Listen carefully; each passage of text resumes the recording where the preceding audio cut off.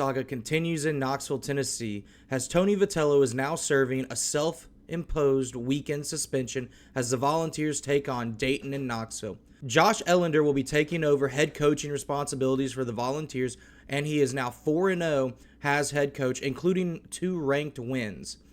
Now, Vitello is accused of buying plane tickets before the university received Ahuna's transcripts from the University of Kansas. Former LSU recruiting director Dan Fitzgerald left to become an assistant coach at the University of Kansas baseball program. Vitello has had a very openly hostile relationship with the LSU program and their former head coach, but it is believed that another SEC coach did turn in the Volunteers for this recruiting violation. Other notable suspects include Vitello's own former boss, Dave Van Horn, with Arkansas, of whom Vitello had several electric interactions whenever the Hogs and the Vols have played. And then there's also Tim Corbin, the head coach for Vanderbilt, who has been very vocal against Vitello and even checked one of the bats in the Tennessee series against them last year. Notably, Tim Corbin was 0-4 as the Vanderbilt head coach last year when playing the Volunteers in the regular and postseason. Now, technically, this was a recruiting violation, but this is nothing more than a clerical error. And the word on the street in Knoxville is that Vitello has agreed to serve a self-imposed suspension this weekend in order to speed up the eligibility of the star shortstop, Mahi Ahuna. SEC baseball is the height of the collegiate game,